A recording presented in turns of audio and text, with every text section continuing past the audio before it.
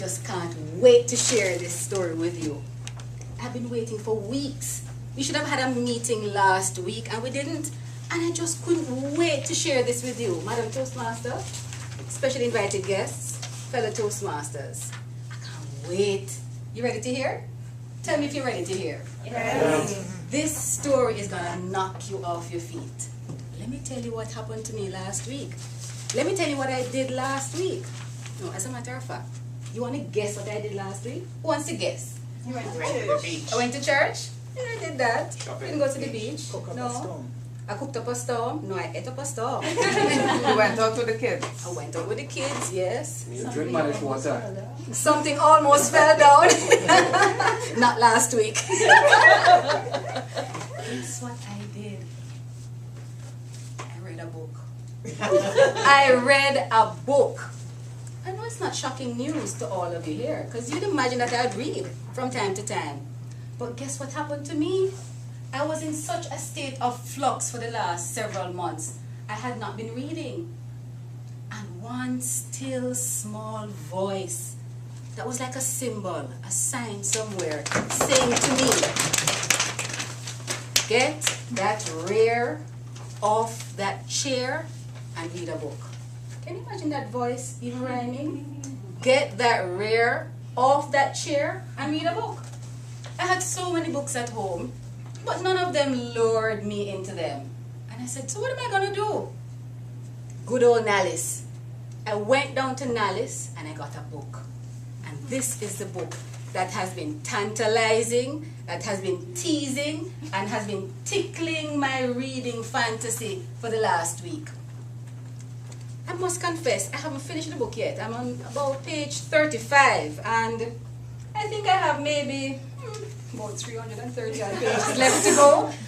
But this book, in the short few pages that I've been reading so far, I have learned about this barrister who has all these seedy comments to make about other people and his cases. In few short pages, I have learned about Montego Bay, Jamaica, where I came from in Jamaica.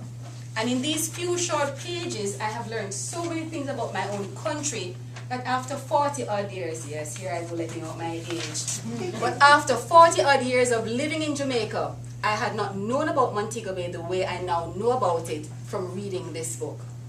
In these few short pages, only 35 pages, I have witnessed a murder. The murderer has been convicted. The murderer has been tried. And the murderer is now ready to be hanged. I can't wait to get to page 36. Can you imagine when I get to page 340, what's going to happen? So, I think it's important that I share something with you from this book, because I know you're going to be excited as I am. Listen to what this man says in the book. Oops, there goes the paper. And he's describing this murderer, and listen to what he says. So he grew, his strong young body thickening with ridges of sinew and muscle, his eyes acquiring their harsh glitter. In his 18th year, he was lean and strong. Picture this guy now. His teeth rotted with decay. His hands calloused from manual labor. His heart afire with resentment, jealousy, and hate. You see how somebody just string these words together and you're picturing this guy? This is the one who killed a neighbor in Montego Bay. In these few short pages, page 35 I told you I'm on, I have learned so much.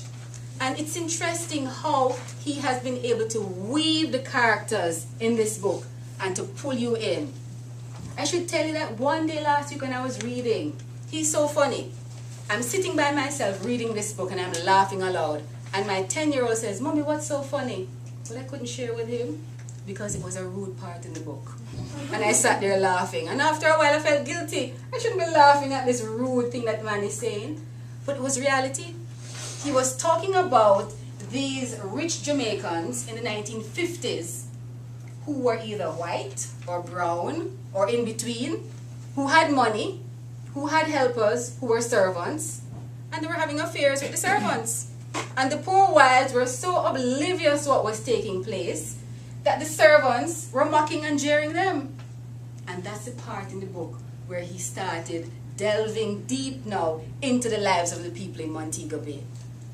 If you were to hear another part of the book that he spoke about when he was describing a young lady, and I want to read from page 28 for you. Listen to how he's describing this secretary.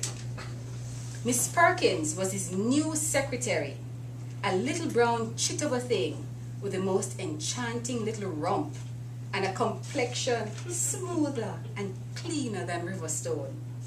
Neither pimple nor blemish fly-specked her face. Pore did not yawn open on her nose, as in the case of his former ugly secretary, whom he had finally managed to fire for 2 weeks. Fired 2 weeks ago because he just couldn't stand to have an ugly woman near him typing. Can you imagine? So he is making a comparison now with this beautiful one who a pore has never even come open on her face, and this ugly one. And this is the kind of life that some of these men lived. They lived looking, seeking, waiting to prey on someone. And that's the drama that continues to unfold in this book. And that is a drama that pulled me in. And I'm saying to myself, that still small voice that spoke to me that said, get your rear off that chair. Why did it have to pull me into a book like this? Why am I so attracted and drawn to this kind of drama? What is it about this type of imagery in the book that pulls you in, that makes you want to read and not stop? So I'm going to ask you, do you have that kind of experience? What is it that you like about reading and the things that pull you in? Anybody wants to share? When was the last time you read a book? When was the last time you were gripped just by the imagery in the book? When was the last time the author painted a picture that spoke vividly and clearly to you? When was the last time you heard a word or you read a word in the book and you had to jump for the dictionary? I sat many days with a dictionary just trying to figure out what's the meaning of this word in the book. And this is how important it is now for us when we're reading to be pulled into the story.